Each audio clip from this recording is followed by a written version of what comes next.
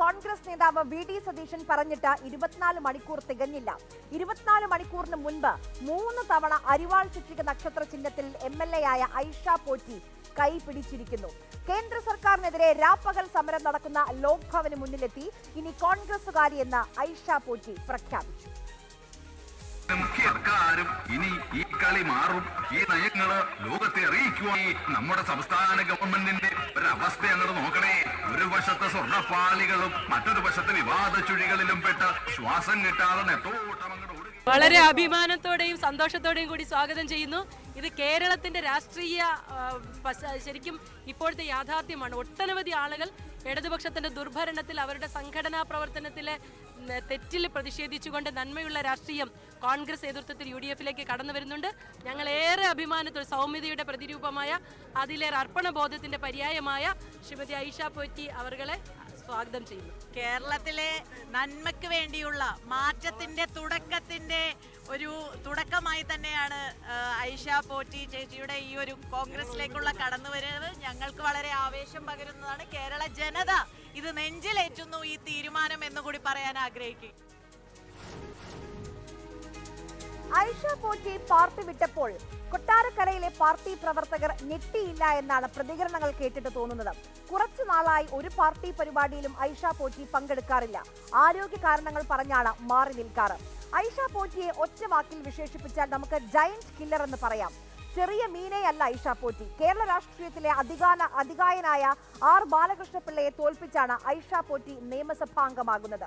Aisha പോറ്റിയുടെ profile ഒന്ന് നോക്കിയാലോ. 1 തവണ ജില്ലാ പഞ്ചായത്ത് പ്രസിഡന്റ്, 3 തവണ MLA. 3 തവണ MLA എന്ന് പറഞ്ഞാൽ 15 വർഷക്കാലമാണ്, ഓർക്കണം. ഇടത് അഭിഭാഷക സംഘടനയുടെ നേതൃപദവി, അതായത് പാർട്ടി നൽകാനുള്ളതൊക്കെ അല്ലെങ്കിൽ നൽകാൻ കഴിയുന്നതൊക്കെ നൽകി കഴിഞ്ഞു. പാർട്ടിയിൽ ടേം വ്യവസ്ഥ അത് എല്ലാവർക്കും ബാധകമാണല്ലോ. പക്ഷേ ഐഷ പോറ്റി പറയുന്നു ഞാൻ അധികാരമോഹിയല്ല എന്ന്. കുറച്ച് ഡിസിഷൻ മേക്കേഴ്സ് മാത്രമാണ് മൊത്തത്തിൽ പ്രയാസമാക്കി മാറ്റി. നിങ്ങൾ അന്വേഷിച്ചുകൊള്ളുക. സ്നേഹത്തോടെ പെരുമാറുന്നതിന് നഷ്ടമുണ്ടോ? സത്യസന്ധമായിട്ട് ഇടപെടുന്നതിന് നഷ്ടമുണ്ടോ? ഒന്നും കിട്ടാനല്ല ഇതിലൊന്നും വരുന്ന. അധികാരമോഹിയല്ലാതെ ഞാൻ പറഞ്ഞിരുന്നു. ഞാൻ അധികാരമോഹിയല്ല എങ്കിൽ എനിക്ക് കഴിഞ്ഞ തവണ തന്നെ എന്നോട് എന്തെല്ലാം ആൾക്കാരും അതൊന്നും ഞാൻ ഡിസ്ക്ലോസ് ചെയ്യില്ല. ഇവിടെ ഈ ഐഷ പോറ്റി എന്നും ഐഷ പോറ്റി ആയിരിക്കും, ഇതുപോലെ ആയിരിക്കും. ഐഷ പോറ്റി വർഗവഞ്ചക എന്നാണ് പാർട്ടി പറയുന്നത്. ഇനി ഏത് പദവിയാണ് ഐഷയ്ക്ക് നൽകേണ്ടതെന്ന് ചോദിക്കുന്നു മേഴ്സിക്കുട്ടിയമ്മ. പാർട്ടിയിൽ നിന്ന് വിട്ടുപോകാനുള്ള ഒരു രാഷ്ട്രീയ സാഹചര്യവും കൊല്ലത്തെ പാർട്ടിയിൽ ഉണ്ടായിരുന്നില്ല. അർഹതപ്പെട്ടതിനപ്പുറമുള്ള സ്ഥാനമാനങ്ങൾ നൽകിയതാണ് കൊല്ലത്തെ പാർട്ടിയും സംസ്ഥാനത്തെ പാർട്ടിയും ഐഷ പോറ്റിക്ക്. ഇങ്ങനെ പൊടുന്നതിനെ ഒരു തീരുമാനമെടുത്ത് മാറുക എന്ന് പറയുന്നതിന് യാതൊരു ന്യായവുമില്ല. എല്ലാ മനുഷ്യർക്കും വേണ്ടിയാണ് നിൽക്കുന്നതെങ്കിൽ എങ്ങനെയാണ് കോൺഗ്രസിൽ പോകാൻ പറ്റുക?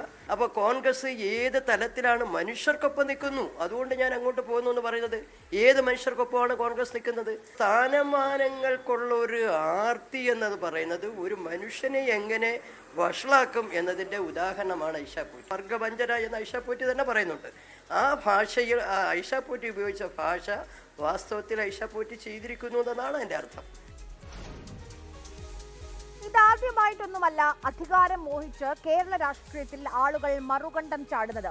പക്ഷെ എന്റെ ആശങ്ക കൊട്ടാരക്കരയെ പറ്റിയാണ്.